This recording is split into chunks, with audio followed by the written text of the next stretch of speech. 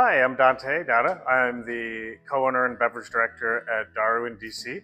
We're an Indian-ish restaurant. We specialize in using traditional techniques and flavors with Indian cuisine. The chef, whatever inspires him, we use a lot of different inspiration from a lot of different places. Examples of that are the idea that we are using tamarind, mezcal, sotol, and mole all together, and that sort of brings in, and garam masala, which brings in a lot of flavors from different regions, especially Mexico. We generally take some inspiration from the Mexican cuisine as well. And we love to keep a short menu. We are always trying to rotate it.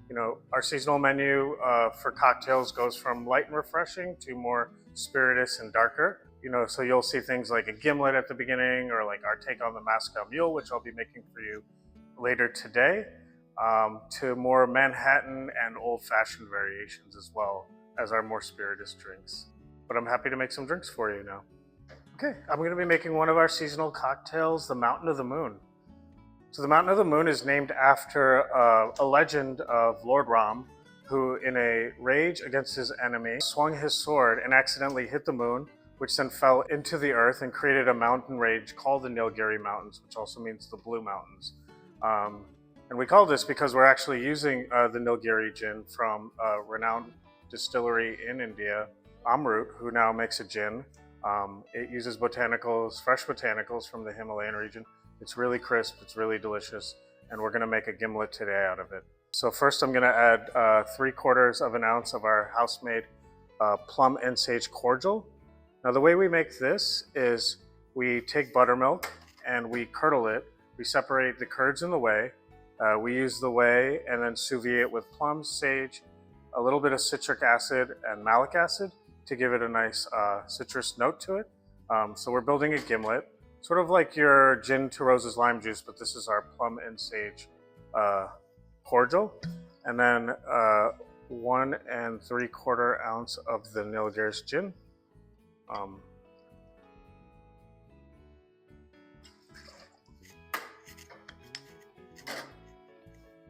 So we're making this plum and sage cordial, which is made really, the buttermilk whey gives it a really beautiful texture that we're mixing with this really nice crisp India dry gin.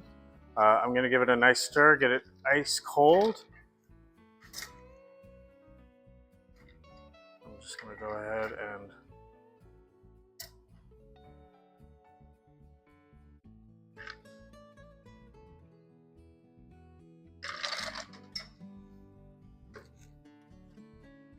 I'm just cutting a little bit of a lemon peel and expressing the oils. Give it just a fresh end to the cocktail, and this is the Mountain of the Moon. Okay, so the next drink I'm making is the haldi buck. Haldi is the Hindi word for turmeric. Turmeric is a huge part of Indian cuisine, but also has many, many medicinal and supernatural properties, as people say in Ayurvedic medicine and in Eastern culture. So we thought it would be a fun ingredient to play with. So this is our take, an earthier take on your Moscow Mule, or a style of drink called a buck, which is why we call it a buck, which is essentially a highball that's topped with ginger beer. So for our version, we are using sotol. Sotol is a spirit that's indigenous to Mexico. It comes from a plant called the desert spoon. We take roasted golden beets and we infuse it into the sotol. We're adding a little dash of mezcal to just give it a little bit more smokiness. A turmeric citrate.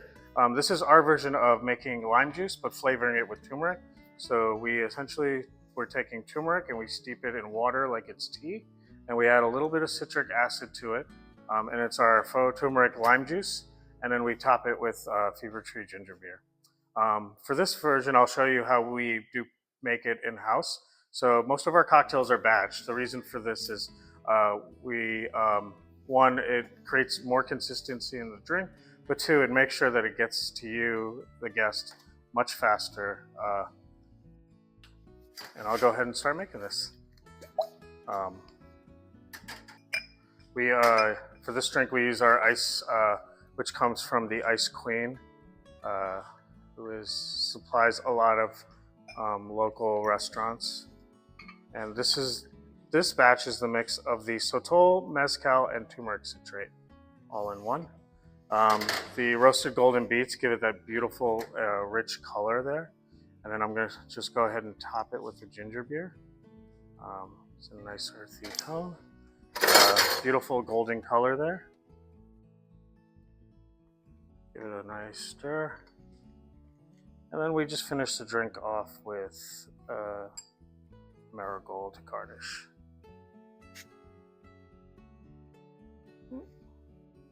Cheers.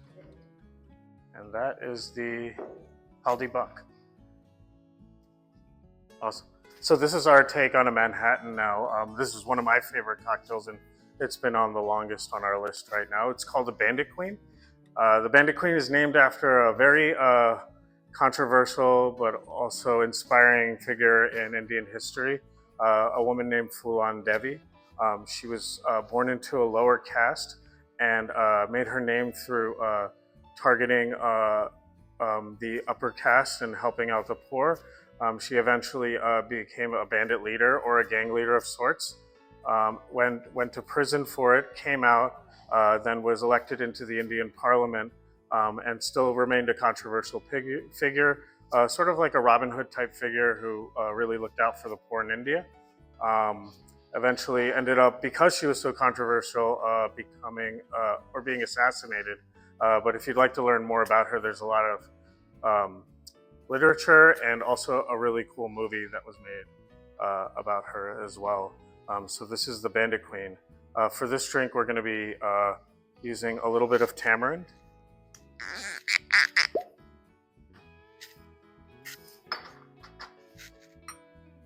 Now this is sort of like us kind of combining a lot of different inspirations into one drink. So we're using tamarind and then mole.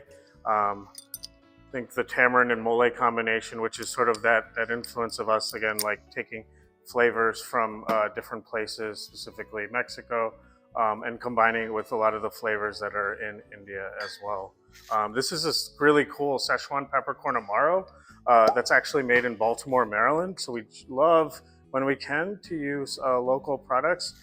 So it's made by Baltimore Spirits Company. They're a very fun, exciting spirits company that makes really cool products. So you have your Szechuan peppercorn amaro. This is Bonal. This is a French Quina aperitif, similar to a vermouth in that it's wine-based, but has a little bit more bitterness to it as well. And then we're taking 2 Indies rum, which also comes from the distillery Amrut. So when they first started, Amrut actually was a rum distillery. It was started by the British for their navy. When the British ended up leaving India, an Indian family took over and continued the tradition of making rum, and then went on to make whiskey and now gins. So we're using the 2 Indies. The 2 Indies is a combination of East Indian and West Indian styles of rum. We infuse this with garam masala, a spice blend that's used in a lot of meat preparations, and gives it this really cool, spicy backbone to the whole drink. So we'll just add an 1.5 ounces of that to there. And of course, staying true to the style of a Manhattan, it's going to get a cherry as a garnish.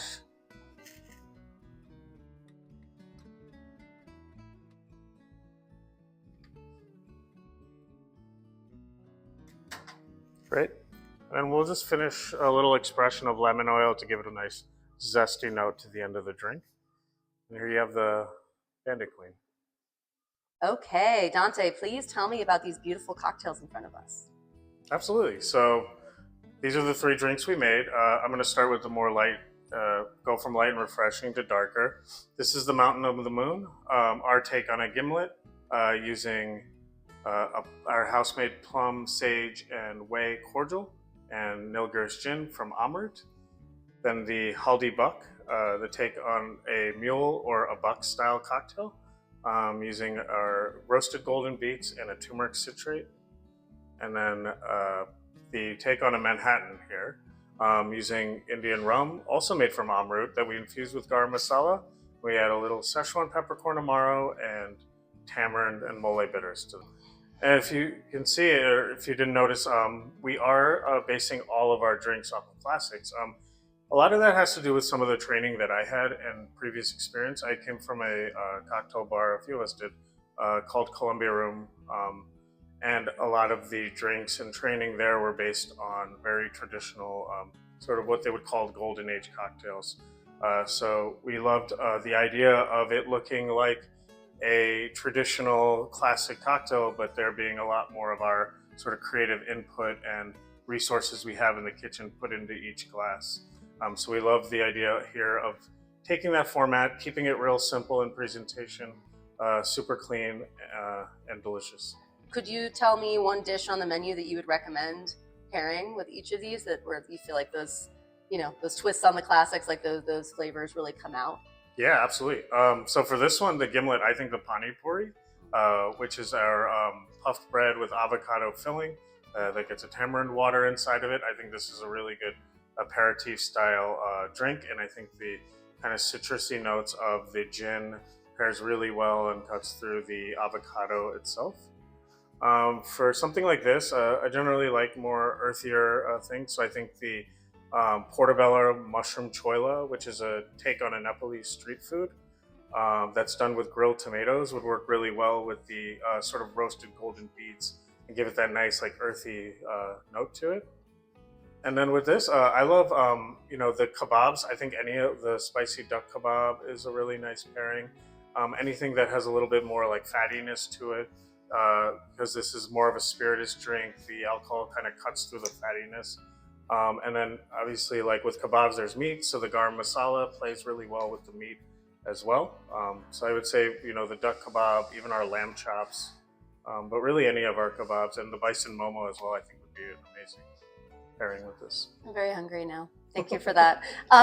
We had talked about how this is one of your favorite nooks in the restaurant, and I would love if you could share the story about this beautiful art behind us of the restaurant. Yeah, so when I was young, I had an uncle that was a scientist in India, and he used to spend his time going to used bookstores. And he would take me to them, and our afternoon would be, get some breakfast at a street vendor, then go to these used bookstores and just peruse books and like find interesting things that we would go read. And we'd go to this cafe. It was like called Macumbo, and it's very iconic now to Mumbai. And I just remember like taking the bus there, and it'd be like monsoon season, and it'd be like super rainy, and then we would like take our books and we would eat all this delicious food there. And it had this open setting, and so you would just like watch the rain and watch people go by. It's like a very vivid memory I have growing up. And I found an article of an artist in India that had done these sketches and drawings of very famous cafes all through India, and I sent it to my fiance and was like, "This is cool. I've been to this place before." And she then found the artist on Instagram, reached out to him, gave a photo of Daru, and he ended up drawing it for us. That's amazing. And so now it sits on our wall, and it's a little piece of my childhood that's there now. Yeah, you have to invite the artist in. Do you think he'd ever come visit? I'm trying to get him over here. That'd be really cool. If not, we might just have to bring him some food. Yeah, absolutely. That's wonderful. Thanks for sharing that story. Absolutely. Appreciate it.